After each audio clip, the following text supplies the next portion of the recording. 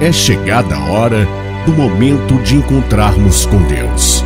Em sua casa, a oportunidade de comungar o seu corpo e o seu sangue, arrepender de nossas falhas e humildemente suplicar o seu perdão e agradecer pela salvação. É hora de ouvirmos e refletirmos a palavra de Deus. É hora de oração. Bom dia, São Simão e São Judas apóstolos. Estaremos refletindo hoje o Evangelho de Jesus Cristo, segundo São Lucas, capítulo 6, versículos de 12 a 19. Em nome do Pai, do Filho e do Espírito Santo. Amém. Louvado seja nosso Senhor Jesus Cristo, para sempre seja louvado.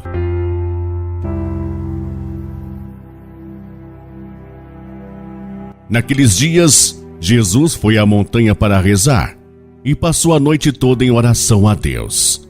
Ao amanhecer, chamou os seus discípulos e escolheu 12 dentre eles, aos quais deu o nome de apóstolos.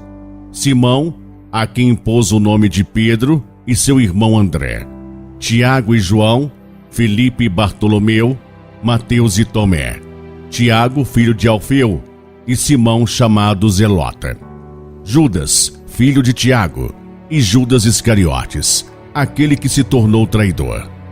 Jesus desceu da montanha com eles e parou num lugar plano. Ali estavam muitos dos seus discípulos e grande multidão de gente de toda a Judéia e de Jerusalém, do litoral de Tiro e Sidônia. Vieram para ouvir Jesus e serem curados de suas doenças. E aqueles que estavam atormentados por espíritos maus também foram curados. A multidão toda procurava tocar em Jesus, porque uma força saía dele e curava a todos. Palavra da salvação. Glória a vós, Senhor. E passou a noite inteira em oração. Meu irmão, minha irmã, Jesus, ao assumir a natureza humana, assumiu-a por inteiro, exceto no pecado. É um engano pensar que, por Jesus ser Deus, o seu sofrimento, as suas dores tenham sido menos intensas do que as nossas, pois não foi. O Deus encarnado passou pela mesma experiência que passamos. Jesus chorou, sentiu dor como qualquer um de nós. O Evangelho que a liturgia de hoje nos convida a refletir nos mostra o quão Jesus era dependente do Pai. Antes de tomar qualquer decisão, ele recorria ao Pai.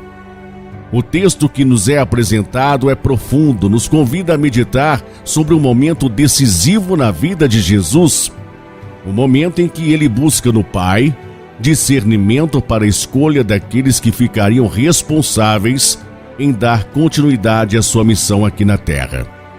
Como sabemos, Jesus tinha muitos discípulos e, como seria impossível instruir bem uma multidão, ele quis formar um pequeno grupo ao qual ele poderia dedicar-se mais de perto na formação destes, que mais tarde iriam dar testemunho dele no mundo, continuar a sua missão. Evidentemente, um grupo pequeno, participando diretamente do seu cotidiano, teria muito mais condições de absorver os seus ensinamentos, tanto pela escuta da sua palavra quanto pelo seu exemplo. Jesus não quis fazer a escolha dos 12 discípulos que passaram a ser chamados de apóstolos por si só. Provavelmente para não se deixar levar pelo seu lado humano, isto é, escolher os mais bonzinhos, aqueles que ele tinha mais afinidade. Para esta escolha, Jesus buscou a ajuda do Pai depois de uma noite inteira em oração.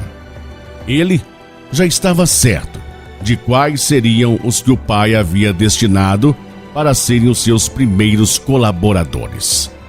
Com a escolha dos 12 apóstolos, é formada a primeira comunidade cristã, o cerne da Igreja de Jesus. É interessante perceber que esta escolha não cairia sobre homens especiais, e sim sobre pessoas simples, dotadas de virtudes e defeitos como qualquer um de nós, o que nos mostra a diferença entre os critérios dos homens e os critérios de Deus. Os homens escolhem pessoas capacitadas para formar uma equipe, enquanto que Deus primeiro escolhe, depois capacita os seus escolhidos.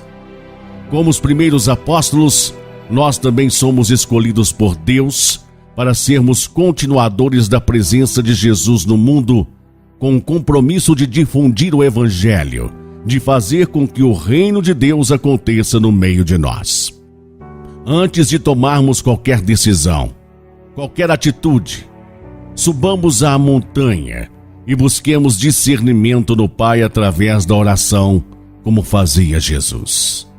O subir à montanha e descer à planície devem ser nossos movimentos diários. Precisamos subir à montanha, nos isolar do mundo por alguns instantes para um encontro conosco mesmo através do encontro com o Pai. Após este encontro, é o próprio Pai que nos remete à planície, abastecidos interiormente. A oração é sinal de dependência de Deus, de quem reconhece a sua limitação e recorre àquele que tudo pode. Se quisermos seguir os passos de Jesus, não podemos prescindir dessas duas vertentes: oração e ação. Oração e ação, duas vertentes que foram imprescindíveis na vida de Jesus e que devem ser imprescindíveis na nossa vida também. Amém? Fique na paz de Jesus. Tenha um excelente e abençoado dia e até amanhã.